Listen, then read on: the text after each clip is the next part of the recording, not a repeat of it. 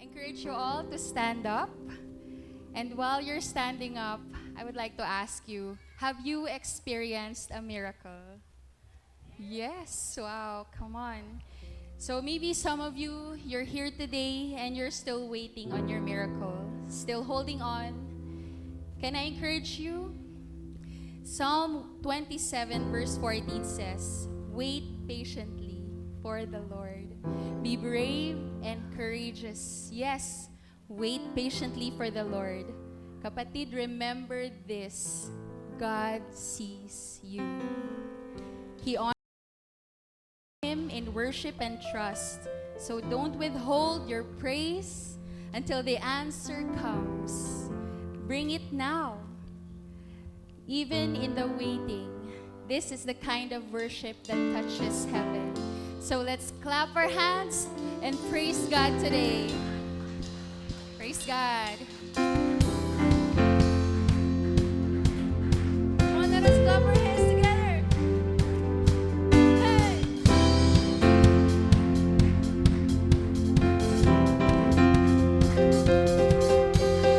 What do you say?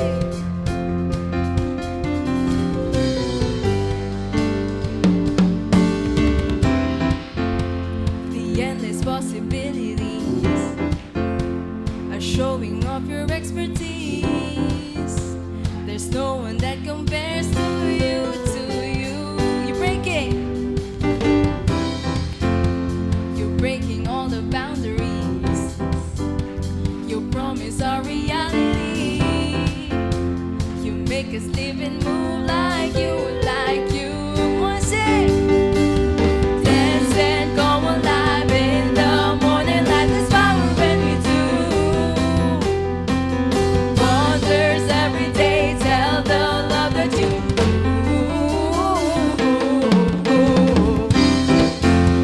Whoa, you're a miracle, miracle. Whoa,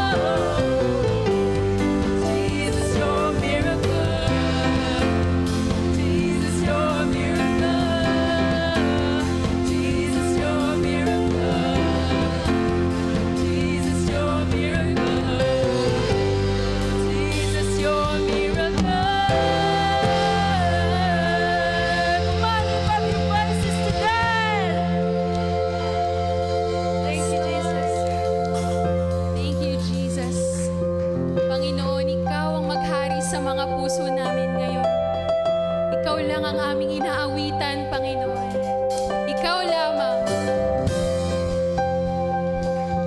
Buksan natin ang ating mga bibig at awitan ang isang nararapat lamang.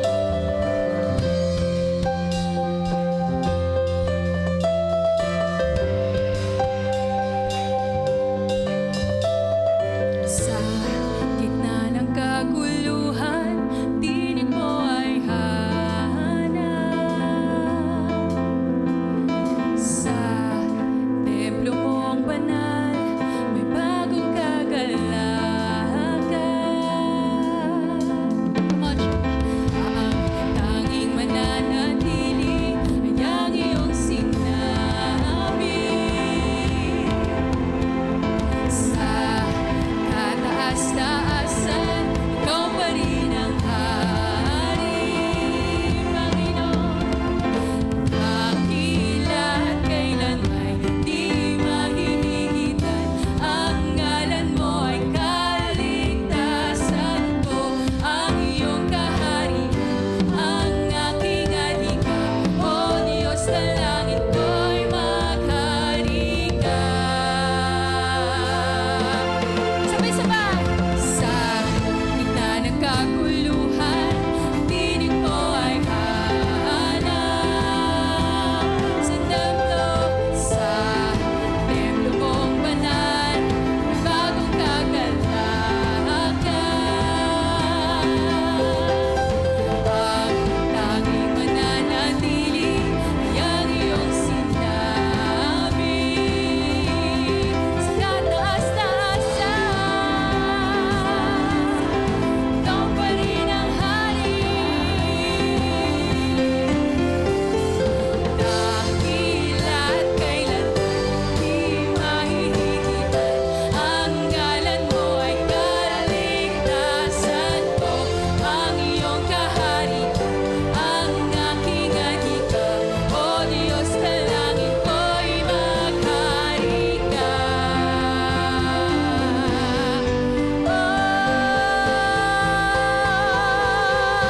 Panginoon.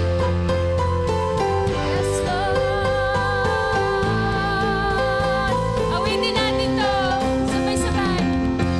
Sundin ang loob mo dito sa lupa tulad ng sa langit. Sa iyong kaharian, kapangyarihan at kalwalhatian. Sundin ang loob mo, sundin ang loob mo dito sa lupa tulad ng sa langit. Sa iyong kaharian, kapangyarihan at kalwalhatian. Dakila at kailanman di mahihigitan, ang ngalan mo ay kaligtasan ko. Ang iyong kaharian, ang aking adhika, O Diyos na langit ko'y maghari. Dakila at kailanman di mahihigitan, ang ngalan mo ay kaligtasan ko. Ang iyong kaharian, ang aking adhika, O Diyos na langit ko'y maghari ka.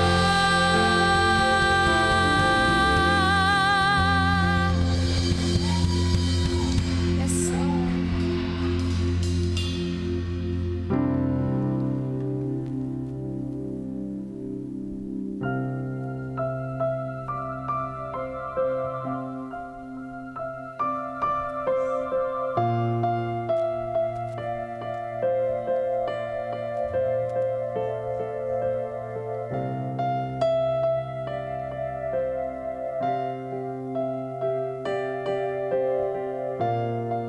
Let's still our hearts right now and focus on Jesus.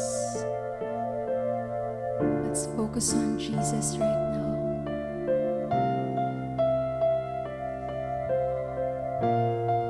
Let's close our eyes and lift up our hands to the one who is worthy. Yes, God. We sing only to you.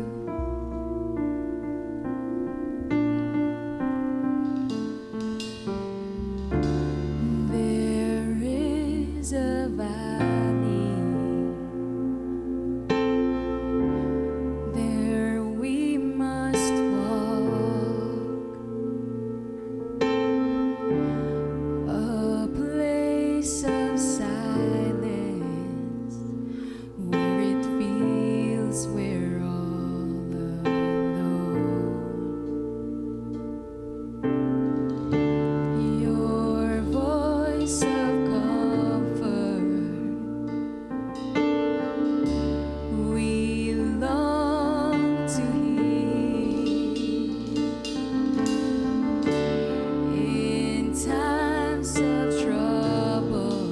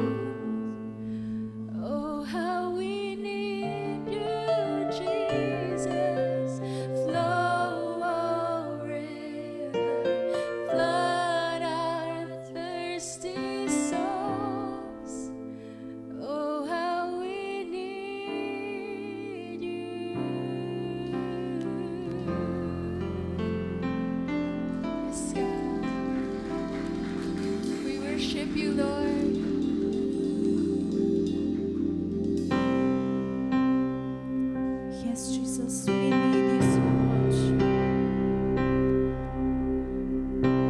Now we continue to worship God. Let us sing, worship God. Jesus, the name above all names.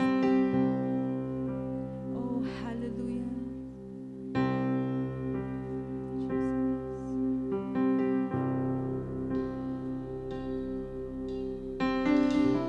Worthy is the Lamb who was slain. Holy, holy is He. Sing a new song to Him who sits on heaven's mercy seat. Worthy is the Lamb. Worthy is the Lamb who was slain. Holy, holy is He. Oh, we sing a new song. We sing a new song to Him who sits on heaven's mercy seat. Come, church, sing holy, holy. Holy, holy, holy is the Lord God Almighty, who was and is to come. With all creation I sing praise to the King of Kings. You are my everything, and I will adore you. Yes, God, we adore you.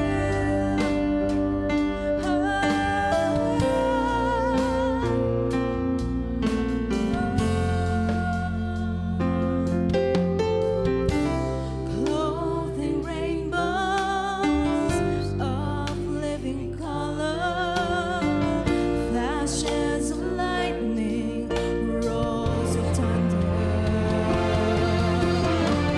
Blessing and honor, strength and glory and power be to you, the only wise King.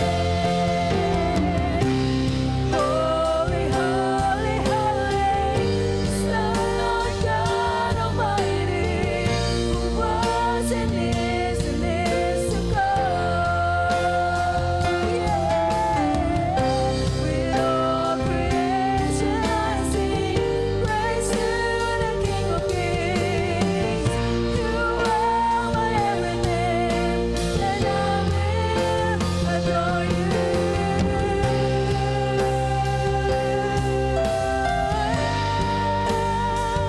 Oh, Jesus, we adore you.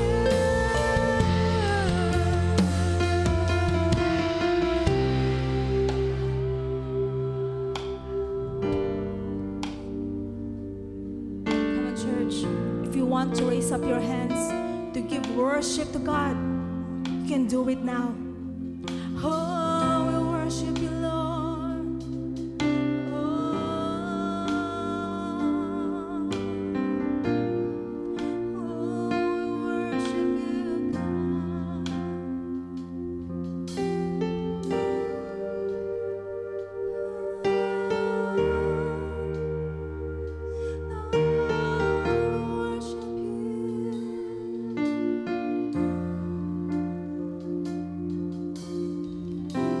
Filled with wonder, awestruck wonder,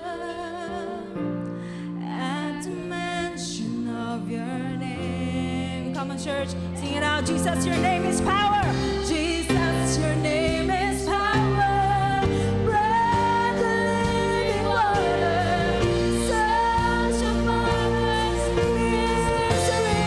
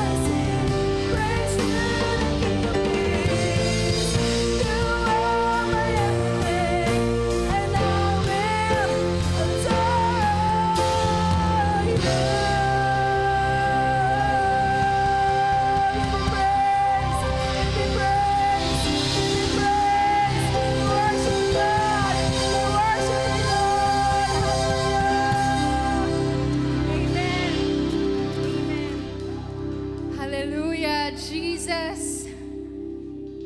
Lord, thank you, Lord, for your presence right now, God. Thank you that we are able to experience and encounter you today, Lord. What a privilege it is to lift our voices in the same song that is echoed in heaven. Holy, holy, holy. Holy is the Lord God Almighty.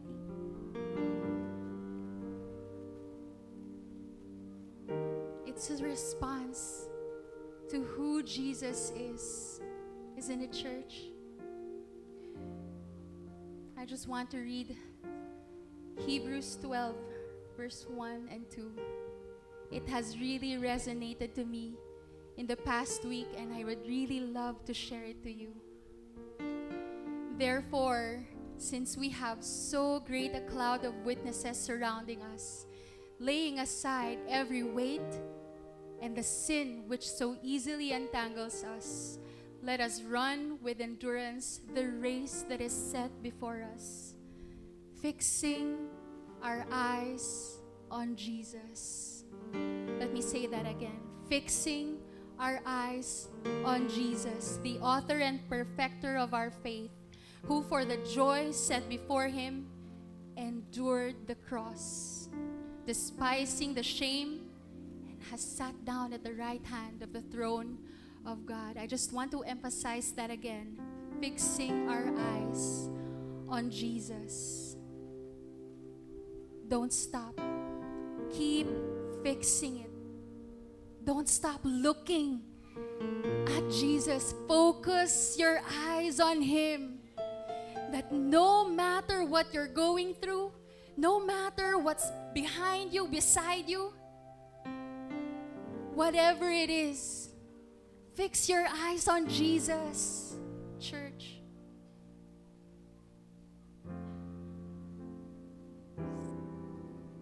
While we're fixing our eyes on Jesus and running towards him, whatever is hindering us, hitting us, whatever is stopping us, let's continue to fix our eyes on Jesus. Let's focus on Jesus. Whatever it is that Jesus is asking us, with all his love, the love that is coming out of his eyes and his face that you are focusing on, he is asking you to let go of the burden, let go of unforgiveness, let go of sin, let go. He just wants you. He just wants your heart, all of your heart. Even with the pain, even with the hurt that you have, he wants you. Even if you feel unworthy, he wants you. Just fix your eyes on Jesus. Thank you, Lord. Thank you, Jesus, that you just want us for yourself, God. We just worship you right now, God, and we just glorify you and magnify you, Lord. In Jesus' mighty and matchless name. Amen, amen, amen.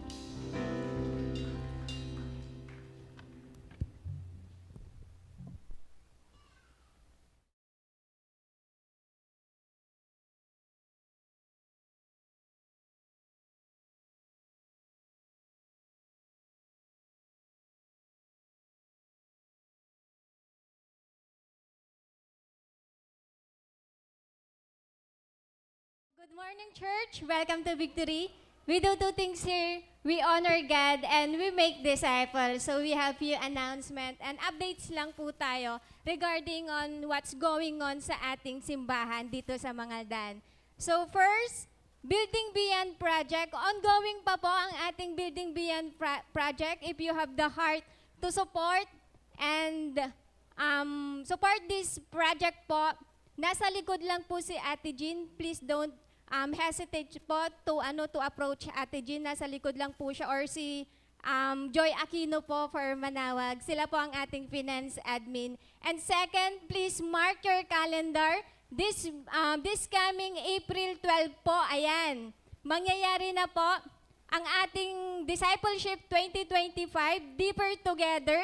Kasama po natin dyan ang Victory Manawag. So please mark your calendar. Next week na po to, Saturday.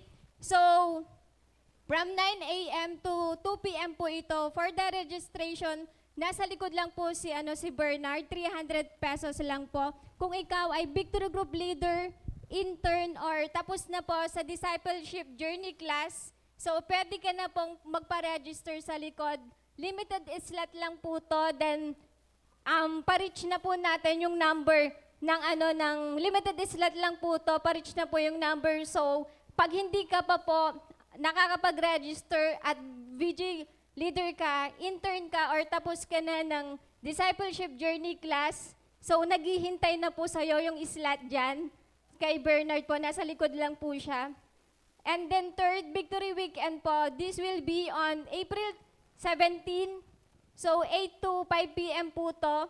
Sa lahat po ng tapos na ng 1-to-1 at ready ka na mas maging rooted ka pa ng foundation mo kay God, maging deeper pa yung pagkakakilala mo kay God. So pwede ka nang mag-register sa ating Victory Weekend. For the registration po is 300 pesos for the student and 400 pesos po for the non-student. And lastly, Race for Life. So, yan po, Race for Life. Sino po dito yung tumatakbo? Hindi lang po tayo tatakbo ngayon dito, pero magbe-benefits pa po yung mga scholars natin from real life. So, ongoing pa po ang registration ng Race for Life 2025. This will be on August 16. Sa Linggawin po tayo, sa Baywalk po tayo tatakbo. Then all proceeds po will go straightly sa ating mga scholars po na hindi lang po sa Mangaldan, hindi lang po sa Manawag, pero all over po to yung mga scholars po natin sa Philippines. So, if you are interested po, we can send to you the link, or if you, kailangan nyo po ng assistant or kailangan nyo pong mag-assist sa inyo na hindi nyo alam kung paano mag-register dun sa link, pwede nyo pong i-approach yung mga admin natin sa likod, like sila Bernard po, sila Kuya Neil, or even mga finance admin po natin, or mga staff po, kung sino man po yung makita nyo dun sa registration booth. So yun lamang po, and enjoy the rest of our Sunday service.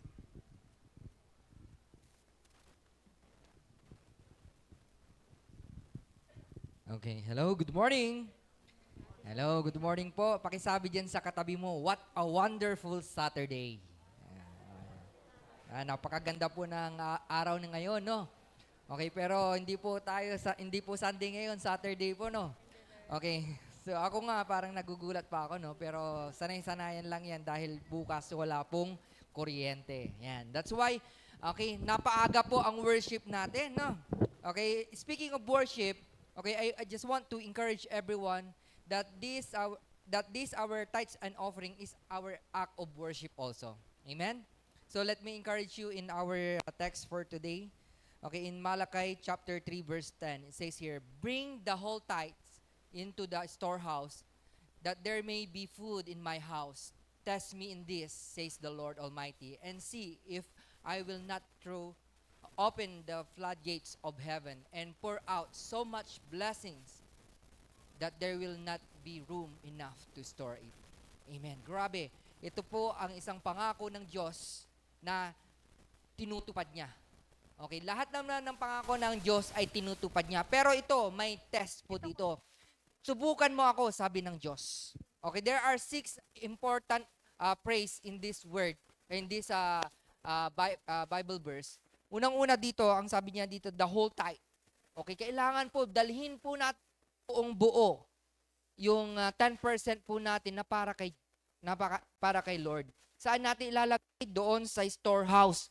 The storehouse is our church. Okay, pangatlo po, pangatlong word pa na importante dyan, ano sabi dyan? Yung food in my house. That will be in food in my house. Para magkaroon po ng pagkain sa aking house. Okay? House ni Lord po itong church po natin. Ito po, ginagamit po yung mga binibigay po natin para mapalakad po ang ating church. Amen? And number 4, testing the Lord. God says, test me indeed. Test me in this. Okay, ito, nasubukan ko na. Okay, no, ako na, faithfully, okay, kaming dalawang mag-asawa, faithfully, we are giving our tithes. Nung medyo nagkaroon kami ng konting problem sa finances, okay, tinest ko si Lord. Lord, okay, ito yung salita mo. Sabi ko, alam niyo ba, ilang oras lang, nasagot na kaagad ni Lord. Kasi sa araw na yon, kailangan kong bumili ng isang sakong bigas. Okay, tapos, wala akong pera, umalis ako sa bahay. Wala akong pera. As in talagang, tapos naalala ko, babalik pa ako sa bahay, ganito, ganyan. Ang daming Tapos, meron isang brother, sabi niya, bro, sabi ni Lord, bigay ko sa itong, dala-dala niya yung isang rice, sako rice. Grabe, nagulat ako, kakatest ko lang kay Lord, binigay na kaagad. So that is another testimony na kailangan natin ma-share, no? Pangalawang testimony, no? Ang sinabi ni Lord sa akin, ibigay mo ito. Oh Lord, grabe, masakit to. Napamahal na sa akin tong bagay na to. Pero nung sinabi ni Lord, I just obey it because God says. Okay? Anong pinalitan ni Lord? Mas maganda, gwapo. Ayan. Alam nyo na yun. Alam na Ate Virgie, oh. Okay. Panglima po, floodgates of heaven. Okay? It symbolizes the abundance of blessings. Okay? And pang-anim, overflowing blessings. Ito po ay magiging generous po tayo. Okay, actually, kaming mag-asawa po, okay, naging heart na po namin yung magbigay. Okay, and hindi ko naman masasabi na ako generous po ako, no? Okay, pero tinuturuan po kami ni Lord na maging generous. Okay, kasi sometimes mahirap po talagang maging generous, lalong-lalo masakit, no? Okay, kapag sinabi ni Lord, pero you need to obey because God is telling you to become generous. Amen? At may kapalit po yan. Okay? Si Lord ang bahala dyan, itest mo lang si Lord. Amen? So this is our takeaway. Faithful giving is an act of worship that invites God's blessings into our lives. By prioritizing our tithes and offering, we not only support the work of God, but also open ourselves to experience His abundance provision. Amen? So grabe po talaga. Can we pray? Lord, thank you, Lord, for this opportunity, Lord God, for us to become a channel of blessings. And Lord God, the opportunity, Lord God, to worship you, Lord God, in our finances. Lord, right now, Lord, we ask, Lord God, that you will bless your people, Lord God, as they give their tithes and offering. Lord, I pray that you will touch, Lord God, their heart, Lord God, na they will faithfully give, Lord God, unto you, Lord God. Na hindi po nila gagawin ito, Lord God, dahil responsibility nila bilang isang Kristiyano, but they will give it, Lord God, because they love you and they want to worship you, Lord God. Lord, we pray also, Lord God, dun sa mga hindi po nagbibigay ng kanilang tithes, Lord God. Lord, I pray, Lord God, that you will forgive them, Lord God. At Lord, I pray, Lord God, na turuan mo po sila, Panginoon. I-touch mo, Lord God, yung kanilang mga puso, Panginoon. Lord, I pray that you will convict them, Lord, right now. Lord God, na hindi po sa kanila yung perang yon, hindi po sa kanila yung 10% na yun, Panginoon. But sabi mo, Panginoon, dalhin po namin dito sa storehouse, Lord. And thank you, Lord God, that indeed you have already forgive them, Lord God. Maraming salamat po, Panginoon, and we glorify you, we honor you, and we bless your name, God. In Jesus' name we pray. Amen.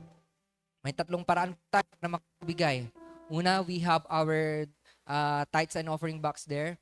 Okay? Kumuha na po kayo ng envelope dyan. Actually, ako talagang taga-kuha po ako. Taga-uwi ng envelope kasi nilalagay po na po namin yung tithes and offering po namin kaagad. Kapag may sahod, okay? Separate na yan. May para sa tithes na kaagad. Nauuna po yan. Nakikita po yan ni Kenneth.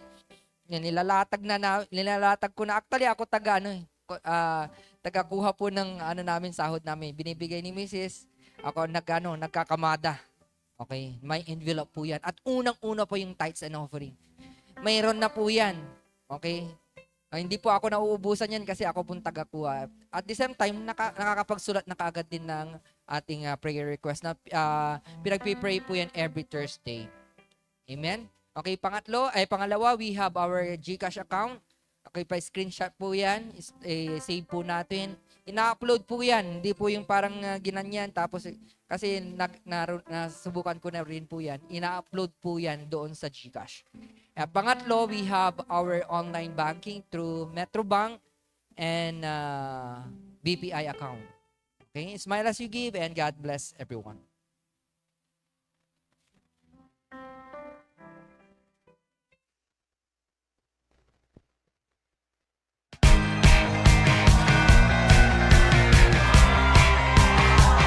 Good morning, everyone! And welcome to Discipleship Conference In the 2025. beginning, you were there, and I was on your mind.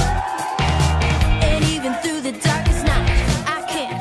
The theme of our conference is Deeper Together. That's the life of every person. Storms would come, and the only way our house would stand, just like this, is when we have built a deep and strong foundation. There's nothing more real to me, Lord. No one comes close to you, Lord. Now that I know that you're here with me.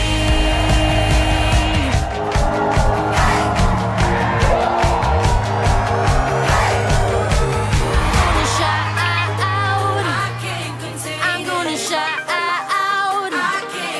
I'm gonna shout, I can't contain your love, your love, your love. I'm gonna shout, I'm gonna shout,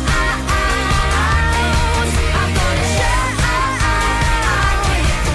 your love, your love, your love, your love, your love, your love. There's nothing more real to me, Lord.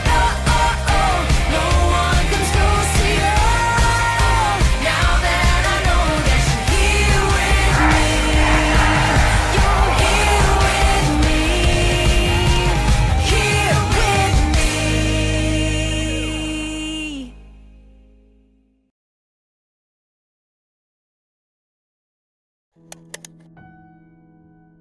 Once an empty canvas, brought to life, built by beliefs and foundations. An expectation of beauty and form. But not all is for everyone to see.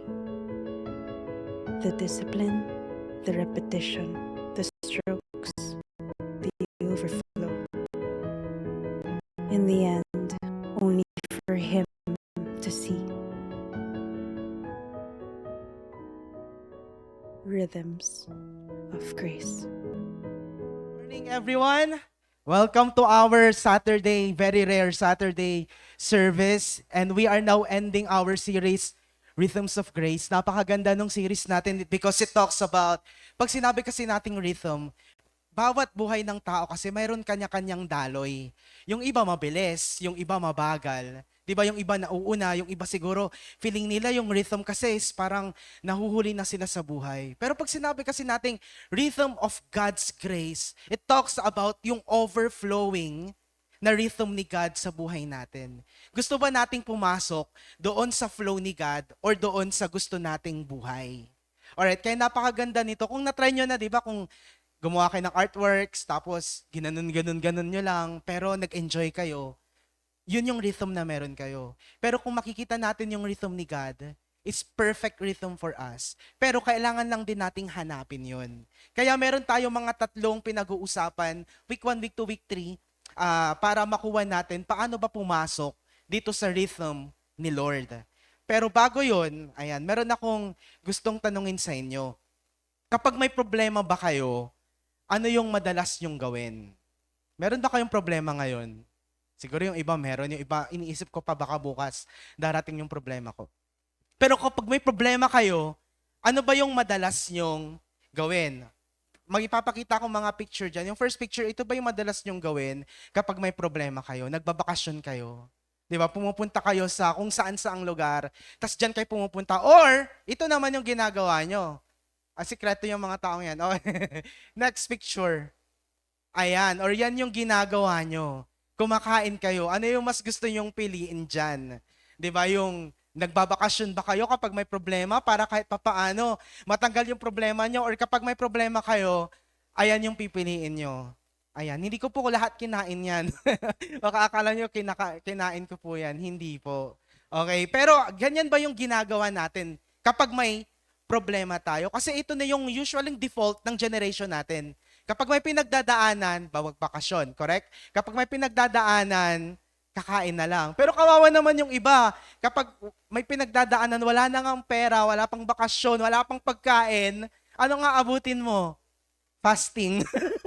Magpa-fasting ka na lang. Alright? Pero ito yung pag-uusapan natin. Week 3, we're gonna talk about fasting. Ano ba yung ibig sabihin ng fasting? Ano yung connect ng fasting sa problema? Ano yung connect ng fasting sa ating buhay? Or anong connect ng fasting to the rhythm of God's grace? Pag-usapan natin yan, it's in Matthew 6, verse 16 to 18, ang sabi niya, when you fast, do not look somber as the hypocrites do, for they disfigure their faces to show others they are fasting. Truly, I tell you, they have received the reward in full. In verse 17 and 18, but when you fast, put oil on your head and wash your face, so that it will not be obvious to others that you are fasting, but only to your Father who is unseen, and your Father who sees what is done in secret will reward you. Can I invite everyone to close their eyes, bow their heads, and let us pray together. Lord, thank you for this wonderful day. I thank you, God, for, Lord God, ginising mo kami at dinala mo ang aming mga paa at aming mga puso upang hanapin at sambahin ka. Lord, it is my prayer that we will appreciate your rhythm, God. That it is my prayer, God, na bawat isa sa amin ay makakapasok sa presence mo at mararamdaman namin kung gaano kaganda ang rhythm of grace na binigay mo sa amin araw-araw. Thank you, Lord. All of this in Jesus' name. Amen. Alright, question ko, sinong na-try na ditong mag-fasting? Na-try mo na? Pwede mo bang itaas yung kamay mo? Ayan. Diba? Siguro most of us or many of us have tried doing fasting. So, ano ba yung ibig sabihin ng fasting? Alam nyo, yung fasting kasi, ito yung hindi mo pagkain. Kasi meron kang gustong gawin. Gusto mong hanapin si Lord. Na kayang-kaya mong mas ma-appreciate at mas i-priority yung time mo kay God without eating food.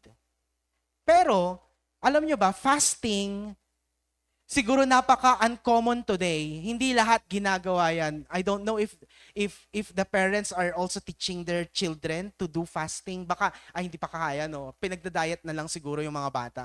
Pero, might be uncommon, alright, na ginagawa ngayon. But don't you know, in Jesus' culture, in Jesus' time, when He is saying all of this, is weird sa isang tao ang hindi mag-fast. Ano ibig sabihin nun? Common ang fasting in Jesus' time.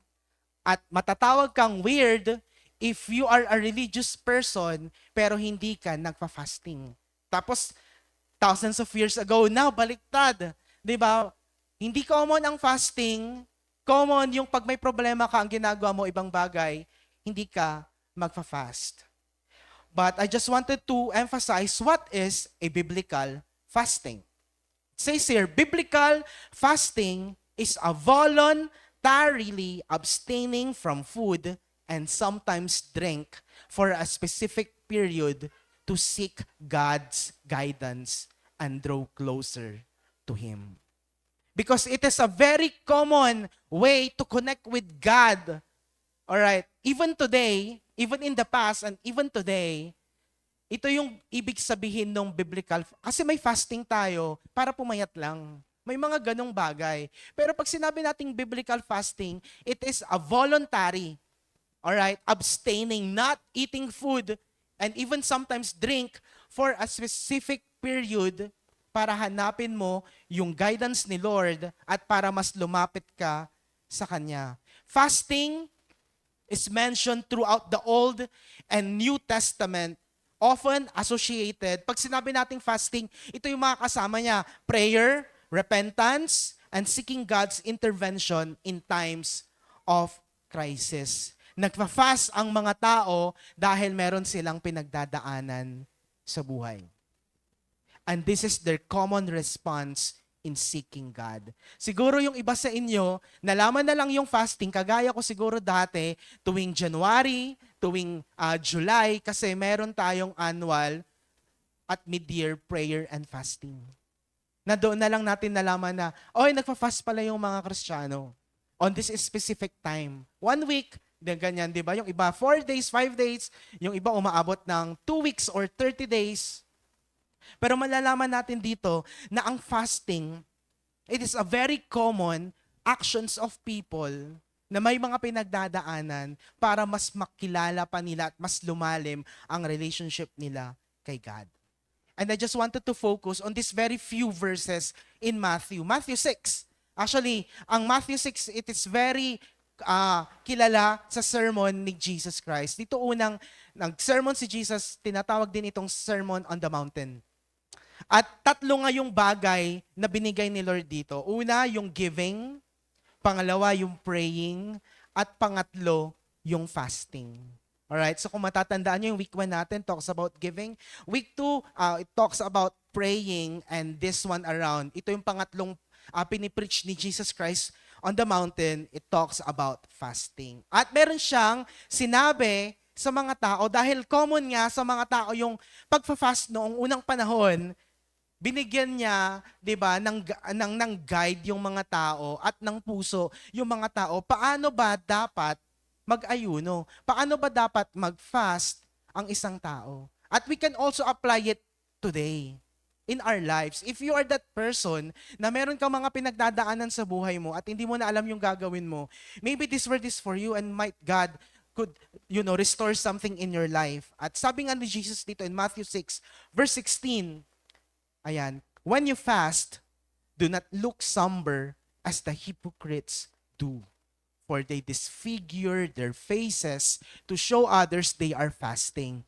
Truly, I tell you, they have received their reward in full. Pag sinabi nating somber, lungkot-lungkutan lang yun. Magpapanggap ka lang na kunwari, nagpa-fasting ka. Alam mo yung kunwari, yung mukha mo yung parang dry na dry, ganyan. Ganun ang ginagawa noong unang panahon. Magpapanggap sila, nagpa-fasting sila, pero magpapanggap sila na malungkot kunwari.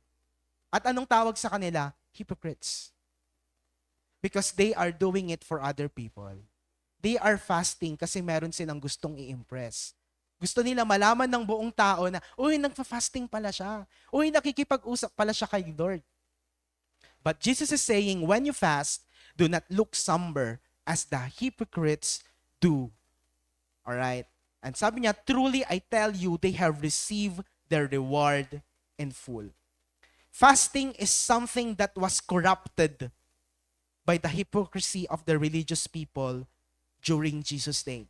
There's a lot of Pharisees, there's a lot of religious people na ginagamit lang yung fasting para sabihin ng mga tao na maka-Diyos sila. At napakahirap yung ganun, 'di ba? Na malabelan ng isang Kristiyano. 'Di ba ang pinakamasakit na isa sa pinakamasakit siguro na judgment sa mga Kristiyano yung simba ka ng simba, ang sama naman ng ugali mo. Correct? Isa na yan siguro na napakasakit na maibato sa atin. Nasabihin nila, religious ka pa man din, ganyan yung ugali mo. Kasi ganun yung ugali nung pinapakita ng mga taong nandito. Hindi yung dito sa Bible. Alright. Yung nasa Bible, tinuro ko kasi yung PowerPoint ko Alright. Na there's a lot of hypocrites during Jesus' time. Na they are saying they love God, they are saying they are worshiping the Lord, pero pagdating sa ways, dinadaya nila, pero pagdating sa heart, bulok naman pala. And that's why Jesus is saying this, when you fast, don't be look somber, wag tayong maglungkot-lungkutan, don't look gloomy, don't look parang depressed ka or meron kang ganitong pinagdadaanan, kahit wala naman. Alright. Naalala ko tuloy yung my first fasting. My first fasting is when I am 16 years old. Alright, doon kasi ako na-reach out. When I was 16 years old, ito yung mga nasa manual, tas ito yung mga binabasa ko. Tapos, gulat na gulat ako kasi ang hirap pala mag-fast nun. Kumakain na kasi ako ng mga 3 to 4 times a day.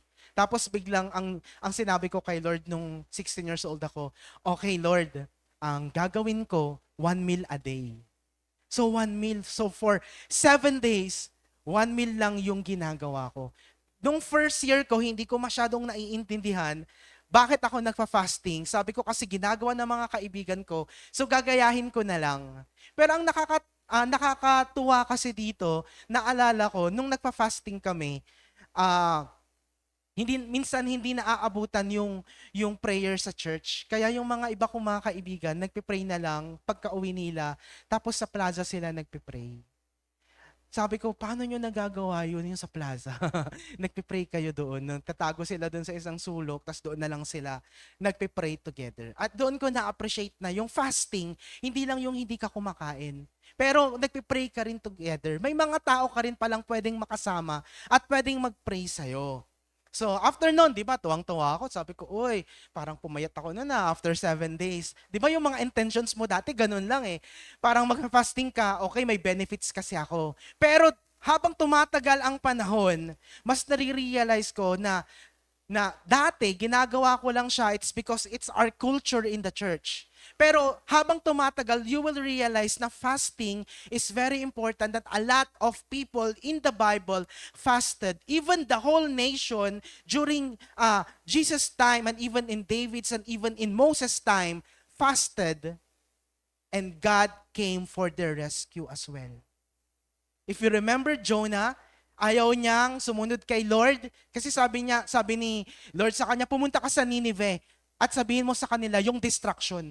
Pero ayaw ni Jonah, pero eventually sumunod pa rin. And when Jonah told something about God in the whole Nineveh, anong unang-una nilang ginawa? Godless tong nation na to. They don't know God, iba yung God na sinasamba nila. But when Jonah speaks something about his God, eventually the whole Nineveh fasted. And because of that, they got saved. So anong ibig sabihin pala nito? That fasting is not about by appearance, but actually fasting is all about the state of our intentions. Fasting is not about gaining God's favor through self-imposed suffering, but rather a way to cultivate a deeper relationship with Him. Minsan kasi ito rin yung mga mali nating ginagawa. Magpa-fast tayo kasi sure ako may gagawin si Lord. Tama naman yan. You are in faith. Pero kasi, minsan, alam na alam at basang-basa ni Lord yung intention mo. Bakit niya ba ito ginagawa? Bakit ito ba yung prayer niya? Oh, grabe yun, nagpapakahirap siya. Water only. May mga nakilala ba kayo nag-fasting? Water only. Grabe, tinry ko yun. Sorry talaga ako kay Lord. Sabi ko, water only. Grabe, 1 day pa lang kumain na ako. Hindi ko talaga nakayanan. As in, sobra talaga. Parang nahilo yata ako doon. Na-try din yun nila Jeff, nag-fasting din yun ng water. Grabe, hindi niya rin nakaya. Ang babata pa namin, parang ang lalakas ng loob namin mag-ganon. Mag-ganon dati, pahirapan yung sarili namin. Kasi sabi ko, feeling ko, kapag pinapahirapan mo yung sarili mo, maaawa si Lord sa'yo. Kapag ginagawa mo tong bagay na to, oh Lord water lang ako Lord mga ganon. Baka naman sagutin mo tong prayer ko. Minsan ganon kasi yung iniisip natin, pagdating sa fasting, pero ang sabi niya, it's not about gaining God's favor through self-imposed suffering. But every time we fast, ito yung maganda at gustong mangyari ni Lord, makultivate yung deeper relationship natin sa Kanya. That when you are fasting, you are staying with God. That when you are fasting, you are praying with God. That even though He will not yet answer the things that you have been praying for, at least you fasted in the right way. At least lumapit ka kay Lord. And Jesus, fasted before He began His public ministry. Ang isa rin, nagtuturo si Jesus all about fasting, but He also fasted for 30 days. Makikita natin yan in Luke 4. Alright? And then in Matthew 6, again, 17, but when you fast, put oil on your head and wash your face. Alright? Ano kaya yung ibig sabihin niyan? Maglalagay ka ng baby oil, ganyan. Alam nyo, it's a fragrant offering with God. Yung oil na ginagamit nila dito, it is something na very precious to them. Hindi lang ito yung basta-bastang oil lang na nakuha mo, mantika, sige, ilagay mo na lang dyan. But those people are actually nilalabas nila yung very precious oil na meron sila. Yung pinakatago-tago lang nila. Diba? At ilalagay nila yon. At nililinisan, at sabi ni God, dapat linisan mo yung mukha mo, yung hindi yung mukhang gutom na gutom ka. Hindi yung mukhang parang patay gutom ka na dyan. Kasi nagpa-fasting ka. Alam mo yung parang, may sakit ka ba? Pag nakita ka ng mga tao, may sakit ka ba? Okay ka lang ba? Diba? Hindi. Kahit may problema, magpa-fast ka. Dapat, sabi ni Lord, yung appearance mo dapat hindi mahahalata, nagpa-fasting ka. Bakit kaya ganon? Bakit kaya hindi mo kailangang i-show off na you are begging God? Bakit kaya hindi mo kailangang ipangalanda ka na you want something from God? You are, praying and wanted to commune with the Lord. Kasi sabi nga ni Lord, ang dami kasing manloloko ngayon. Ngayon. Okay. They are saying they love God. They are saying they are fasting, pero deep inside of their hearts, malayo naman pala talaga si Lord. Alright, and in verse 18, so that, it will not be obvious to others that you are fasting, but only to your Father who is unseen. And your Father who sees what is done in secret will reward you. Diba, I remember yung preaching about giving. Diba, your audience is only one. When you give, one audience is enough, and that is God. And even when we fast, one audience is enough para makita ito, and that is God. Pray in secret. Give in secret. Fast in secret. Siguro marami nang nangyari sa buhay ko na hindi ko shinare dito because it's just between me and God. It's just between the people, me and God. Those moments, diba, when someone pray for you in secret, hindi niya na sinabi. In pulpit, hindi niya na sinabi sa Facebook, hindi niya na sinabi sa group chat. There's a reward for you out there. For those people who give in secret, na hindi na nalaman ng kaliwang kamay, di ba? Yung ginawa mo, hindi na nalaman ng ibang tao, but you give in secret, you remain anonymous, there's a reward for you. And even for those people who fast in secret, di ba, hindi halata na nagpa-fasting ka pala, kasi meron ka pinagdadaanan, there's a reward for you. Fasting involves the rhythm of our heart. You cannot just fast without humbling your life to God. Hindi kasi tayo pwedeng mag-pray, hindi kasi tayo pwedeng mag-give, hindi kasi tayo pwedeng mag-fast kung hindi natin hinahumble yung sarili natin kay Lord. Alam niyo kung bakit? Kasi kahit nag-pray ka ng 24 hours, kung nag-give ka ng millions of millions, kung nag-fast ka ng 365 days, but you are not humbled enough to bow down to God, all of those things are not on His rhythm. It is only on your own rhythm. That is why the central message of fasting revolves to our heart towards God. Ang fasting ay para sa'yo. Ang fasting reflects your heart towards God. Biblical fasting is not a hunger strike between you and God. It's more about how you bring your prayers to Him. Na-try nyo na ba yung day 1 pa lang nyo sa fasting, na break nyo na yung fasting nyo? Meron yung ganun. Grabe yung, bakit kung tuwing fasting pa, doon pa maraming pagkain, tuwing fasting pa, doon pa may mag-i-invite sa'yo ng birthday. Di ba yung mga ganong bagay? Grabe yung attack nun sa enemy. Kung ilang taon yung nangyayari sa akin, kung tuwing fasting, bakit masasarap yung ulam? Bakit ganon? Di ba nabi-break? Naalala ko yung 2 estudyante, di ba? Yung isa nalimot niyang tumatawa na. Alam niya na eh. Nagpa-fasting silang 2. Hindi nila alam ma-attend silang 2 sa victory. Tapos nakita nung isa, kumakain na ng pipino yung isa, tapos nakita niya, pipino ba yun? Pipino, tapos bigla niyang niluwa na lang. Nakita kasi ni Marlo eh. Yung isa.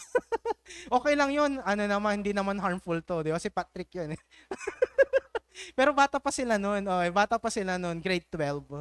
'Di ba? Fasting silang dalawa tapos si Patrick may nagbigay ng pipino. Ganun. Tapos nakita niya si Marlo, hindi niya nabinig. Alright, pero ganun ba akala natin? Hunger strike tayo when it comes to fasting na kapag ang line na ng enemy sa'yo, patay ka, day 1 pa lang, nasira na yung fasting mo, hindi ka napapakinggan ni Lord. Sira na yung buong taon mo. Ganun ba talaga yon? It's not actually about that. Alright? It's not a hunger strike between you and God. It's more about how you bring your prayers to Him. Marami rin nagsasabi, di ba, yung fasting, it's about kung pumapayat yung katawan, pero tumataba naman yung soul mo, yung kaluluwa mo, yung spirit mo. Soul fattening fasting to. Kasi ang lumalaki yung faith natin, yung lumalaki yung hope natin, na kahit hindi mo pa nakukuha yon, but you believe God, you will work wonders on me. Alright, naalala ko ano ba yung mga nagbago nung nagfa-fasting ako. There's a lot of prayers na sinusulat ko taon-taon. Pero meron ding mga bagay na because of fasting, because of that sincere prayer and fasting to God, I could really say na God answered my prayers. Hindi na bago yung mga sasabihin ko dito. Alam nyo po ba na sinulat ko talaga sa prayer request ko during prayer and fasting na mag-improve yung boses ko para kumanta? That was before. That was when I was 16 or 17. Talagang iniyak ko yun kay Lord. Bakit? Because a lot of people saying, bakit kumakanta si Chris? parang masyado akong na-down nung time na yun. When people say that to me. During that time. Kaya iniyak ko yun kay Lord at sabi ko, Lord, may heart naman ako, baka pwedeng i-improve mo yung skills ko. Baka pwede mo namang i-improve yung gift mo dito, Lord. Baka naman, di ba? Pero, grabe yung ginawa ni Lord doon. Alright? And nag-fast din ako. I remember nagpa-fasting din ako at nagpe-pray din ako kay Lord na sana makapag-college ako at makagraduate ako. Honestly. At hindi lang lucky enough but blessed enough that I got a scholarship all throughout my college life. It's all because of not of my knowledge or skills, but it's all because of God. It's all because I've prayed. It's all because of fasting. All right. Even my work, my first work, my dream job. Alam niyo po ba, pinag-fasting ko rin yun. Pinag-pray ko rin yun. Because there's a lot of competition. There's a lot of better schools. There's a lot of better credentials na pwedeng makapasok doon sa trabaho ko. Pero bakit ako pa rin yung natanggap doon? At sasabihin ko, hindi yun because magaling ako. It's all because of God. Yung connections na ginawa niya through prayers, through fasting, through believing that nothing is impossible to Him. Because yung nag-interview sa akin na HR is victory din pala. 'Di ba? Natatakot pa nga akong ilagay doon na Christian, na born again yung religion ko eh. Pero nilagay ko kasi doon, born again Christian. Lord, bahala na. Nahiya ako, Lord, Christianity na lang. Pero born again Christian yung nilagay ko doon. Tapos sa lahat-lahat ng nakalagay sa resume ko, yun pa yung tatanungin niya yung religion ko, 'di ba? Ano yung religion mo? Patay, bakit kaya? Baka ano to? Sabi, baka ayaw nila ng born again. Pero sinabi niya sa akin, ano yung religion mo, born again? Anong born again? Ano po? Victory. Sabi, nahiya pa ako. Victory po. Oh, victory din ako eh, sabi niya. Tapos, grabe, natuwa ako. Ay, talaga po ba? Ganun. Tapos, nag-interview na siya. Di ba makikita natin na there's really rhythms na maayos, hindi yung pinilit, hindi yung pilit na pilit para makuha mo yung bagay na yon, pero magbubukas si Lord ng doors for you. Not just because you are fasting, not just because you are praying, but because your heart is aligned with God. Alright? Sincere prayers leads to sincere fasting. Every time there's sincerity on our part, it always leads to God. Fasting enables the Holy Spirit to reveal your true spiritual condition, resulting in brokenness, repentance, and transformed life. Alam niyo po ba, every time na nagfa-fast tayo, Alam mo na nga na may problema ka eh. Kaya ka nga lumalapit kay Lord. Pero alam mo ba, every time na nagfa-fast ka pa at nagpe-pray kay Lord, mas lalong magbubukas yung condition mo. Mas lalong makikita dito, marirealize natin that how broken we are, that how we need of a repentance every day, that of how we need of a transformed life. And right now, i-share ko sa inyo, ano ba yung mga common ways para mag-fast tayo? Ayan, lagi naman namin sinishare to, pero share ko na lang ulit. Una, full fasting. Ito yung pwede mong gawin kung gusto mong mag-fast at lumapit kay Lord. Ano ibig sabihin nito?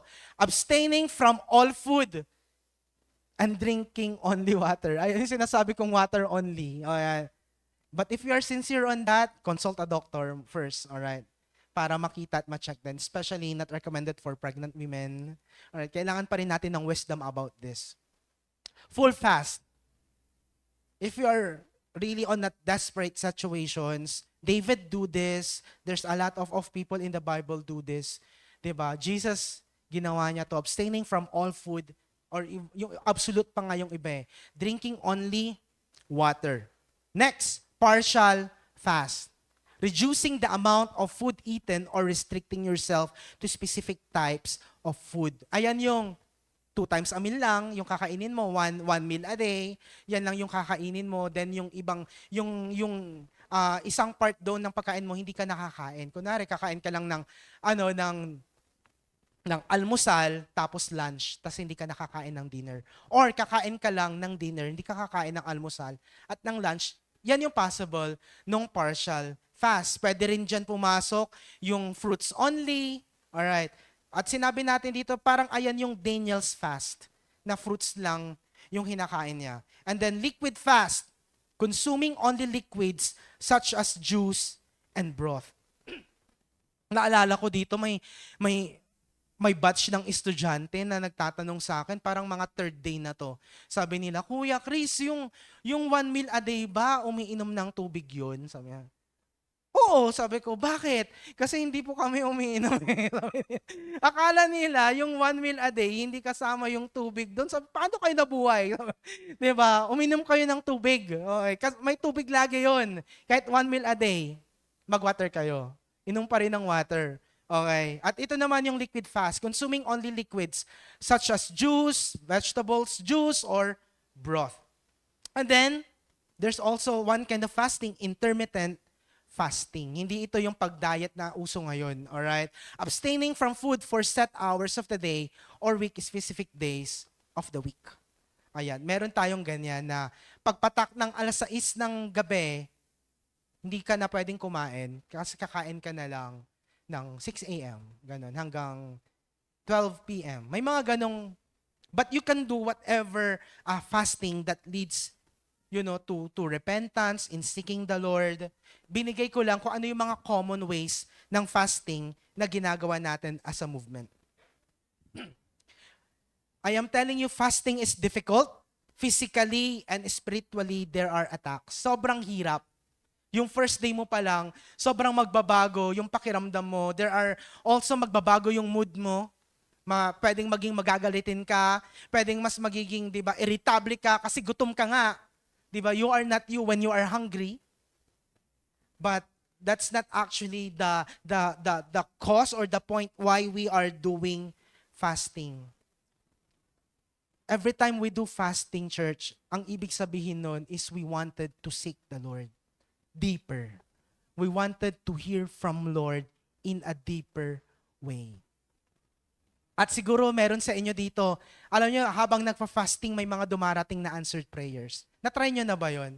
Na biglang sumasagot yung answered prayers mo. Parang ang bilis mag-work ni Lord doon kasi nakinig ka sa Kanya, nag-pray ka sa Kanya. And it also happens to me before, na sobrang bilis nung answer ng prayer ko when I was during fasting, that was in January. May hiniling akong very specific kay Lord at in-answer niya yun in a very specific way. Alright? God's grace is never forced in our life. That is why we have a choice to hope or to worry or to trust our God instead. Right now, ito yung choice na meron ka. You have the choice to hope, You have a choice to worry, or you have a choice to trust our God instead. God's grace is never forced. It has a natural rhythm that flows from our relationship with God. Rhythms of grace.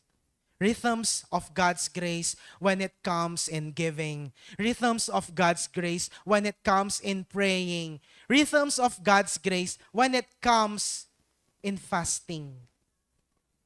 It is never forced. Alam mo yung gusto ni Lord na habang lumalapit ka bilang isang Kristiyano, bilang kanyang anak, hindi kanya fino-force na gawin mo to. Na anak, magbigay ka kaya, hindi ka nagbibigay eh. O anak, di ba, mag-pray ka kaya, hindi ka kasi nagpipray eh. Or mag-fast ka kaya. You know what? The rhythm of God's grace is never forced. It is always about the unforced rhythm of God's grace, not a rhythm of self-survival.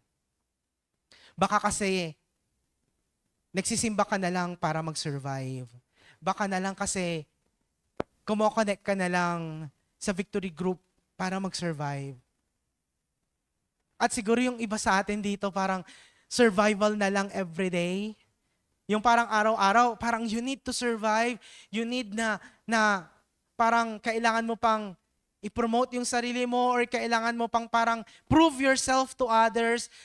Survival na lang ba lagi ang buhay Kristiyano? It's not about it. It's always about the unforced rhythm of God's grace in our life. Have you felt His grace? Ito yung hindi mo deserve pero nakuha mo ngayon.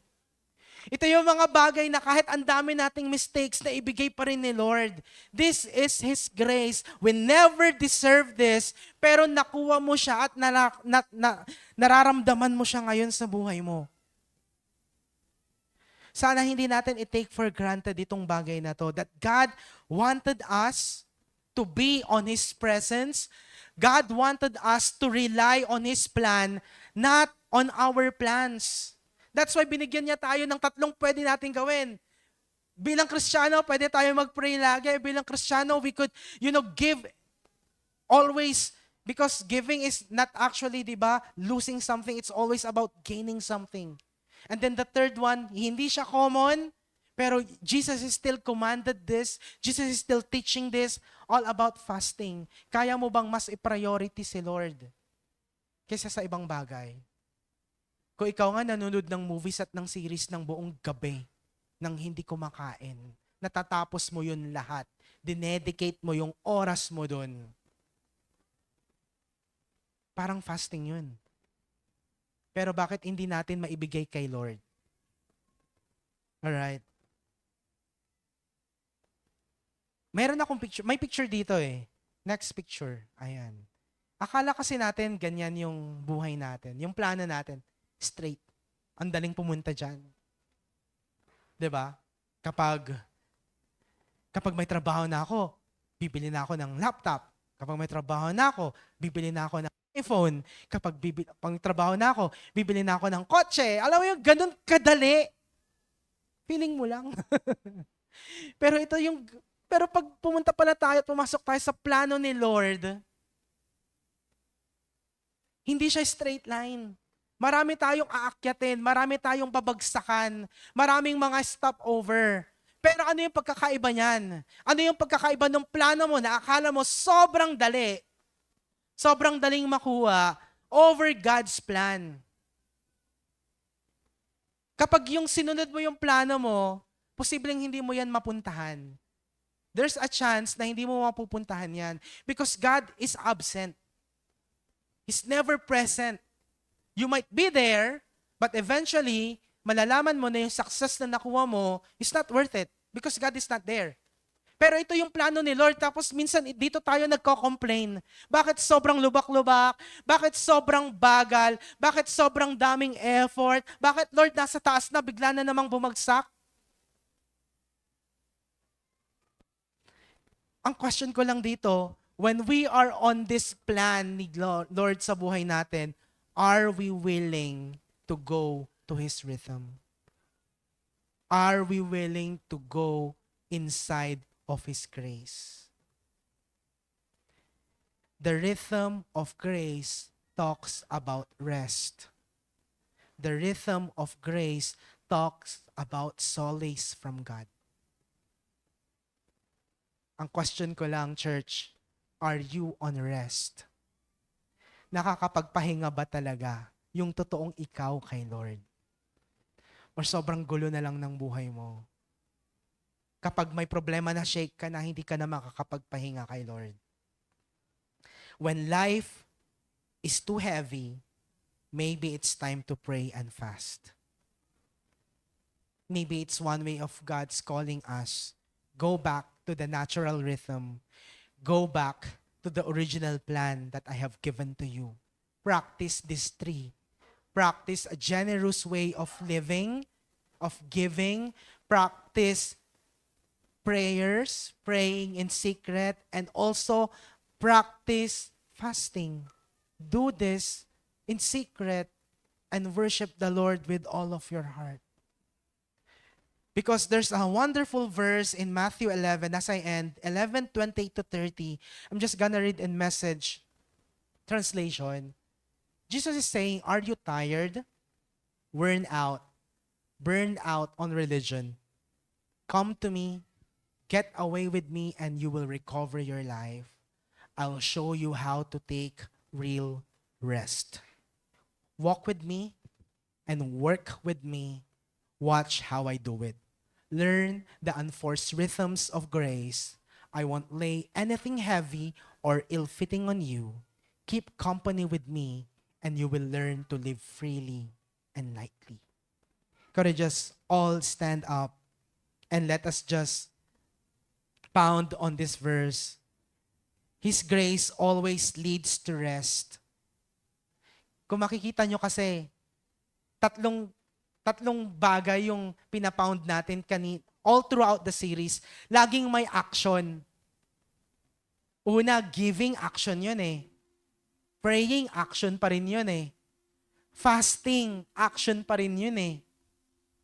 Pero pagkatapos mo nang ginawa yung bagay na yon, alam naman din kasi ni Lord na napapagod ka.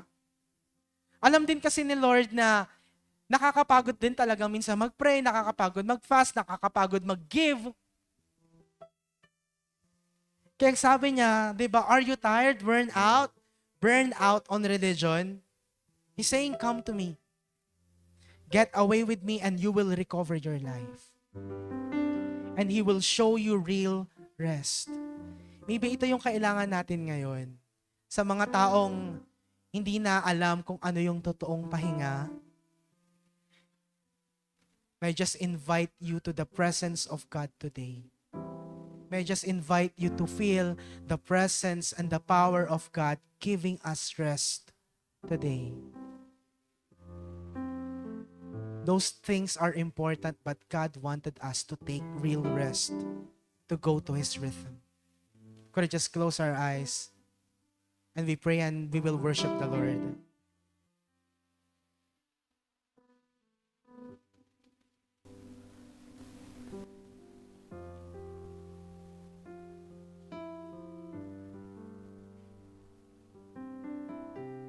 Lord, thank you for your word.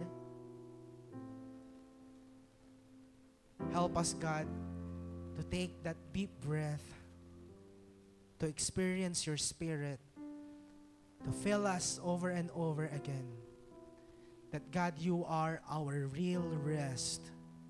You are the one who gives grace to us, even though sometimes we don't deserve it. And help us, God, as Christians, as your sons and daughters, to have a deeper relationship with you. Na hindi lang kami dapat serve ng serve. Pero kailangan din naming mag-rest on you. That we need to take that rest on you, God, that so we'll be alive, so we can be alive and energetic over and over again. That we could do our task, we could do our ministries, we could do our work. We could be a blessing to our families if we could find real rest in you. And thank you, God. Thank you, God, for reminding us na ikaw lang yung pwede naming lapitan. Ikaw lang, Panginoon, yung kayang magbigay sa amin ng kapanghinaan, ng kapahingaan, Panginoon, na hindi namin matatagpuan kanino man. Thank you, Lord. May you just bless everyone on these four corners of the church. May we will always find rest and we will learn your rhythm and we could practice and it could be part of our life. God, the giving, the praying, and also fasting. Thank you, Lord, all of this in Jesus' name. Amen and amen. Can we just give glory to God? Can we just give in worship? Amen. Amen. Yes, God. We will rest in you as we pray, as we give and fast. We will rest in you, God. Let's sing this together, church, and worship God.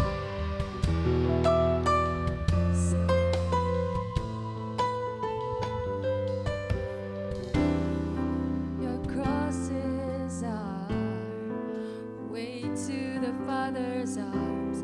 We who once were dead, but you gave new life.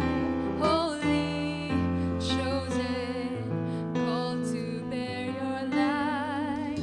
Let the world know God be glorified. We draw near to the cross where your blood was shed for us, and all things we count as loss in the light of our Savior.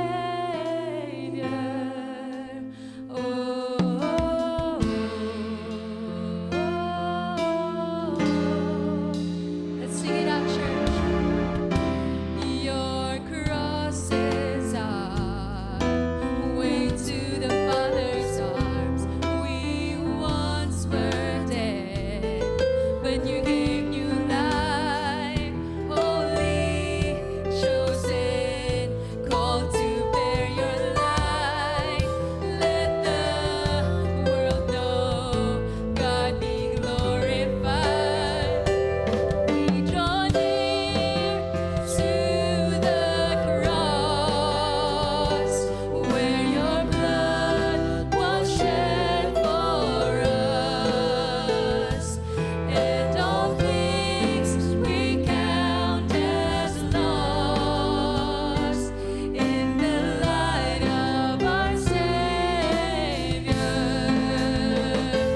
We draw near to the cross, sing it out, church, where your blood was shed for us, and all things we count as loss in the light of our Savior.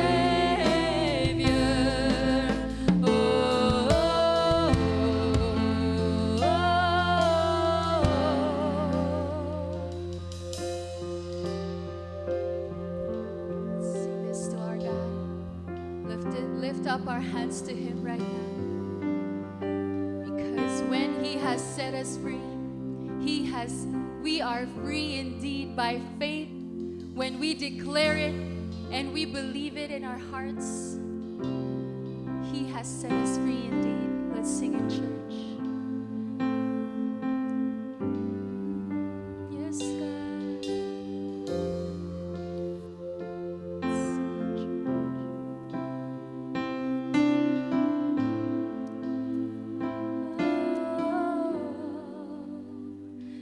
If the sun sets us free, we are free indeed.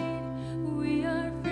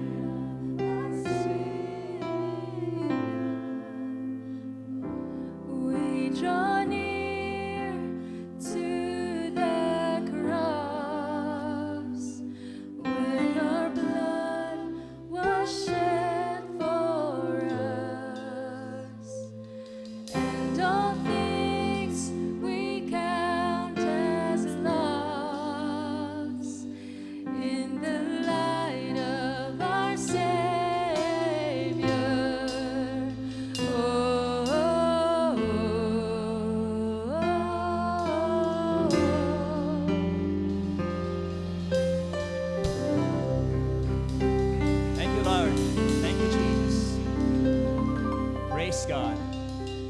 Amen. How many of you are blessed with our series? Amen. Ulitin po natin. Those are spiritual discipline. Alright? Kumbaga, matik na po yun na ginagawa po natin bilang Kristiyano. Ang pagbibigay, ang pananalangin, at pag-aayuno. Ayan. Sabi mo sa tagwi mo, matik na yon, kapatid. Okay? Ibig sabihin, pag narinig natin yan, ay, nga pala, Kristiyano pala ako. Amen? Amen po ba? Okay, before we end, we have our one praise. But again, I would like to announce this. This coming April 12th, Saturday, we are believing God for 120 delegates, 90 here and 30 in Manawag. Ito yung mga leaders, tapos ng disciple journey class. We will have a very powerful time. Ang tawag po doon is discipleship convergence. Amen? Marami po tayong matututunan doon. Sa marami po tayong gimmick, okay? Magdo-drone po tayo. May drone po tayo sa Saturday. Amen. And of course, we have a new member of the family. I would like to announce this.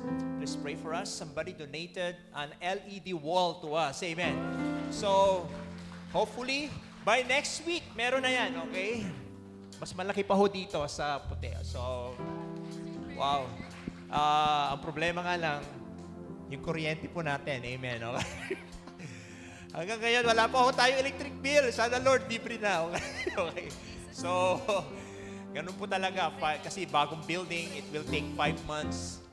Panalangin po natin. Amen. If God gave this to us, He will sustain also the expenses. Amen. Tama po ba?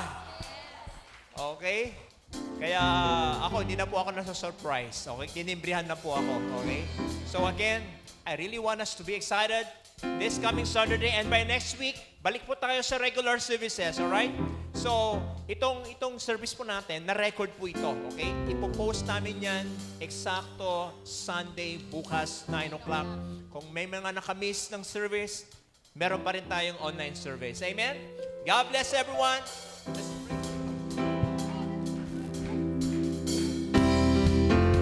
In the presence of God right now, why don't we all clap our hands and sing with delight in the Lord? Yes!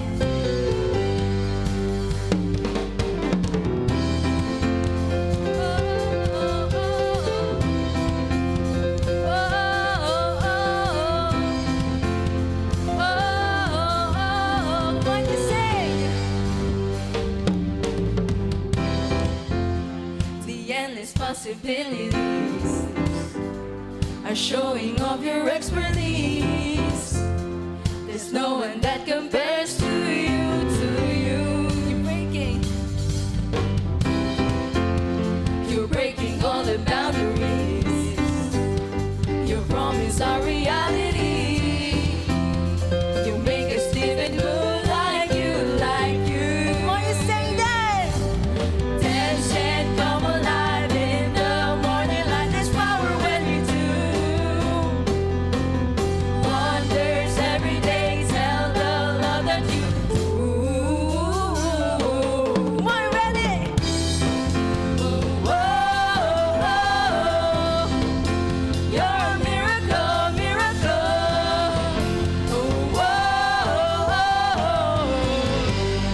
Jesus, you're a miracle. You're taking all our unbelief. You're calling us to taste and see. Shaping us to be like you, like you. Come on, you rejoice in the name of the Lord. Dance and come alive in the morning light. There's power when you do. Wonders every day tell the love that you do.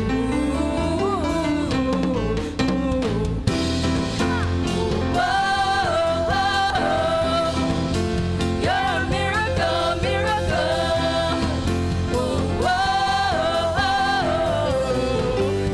Jesus, you're a miracle.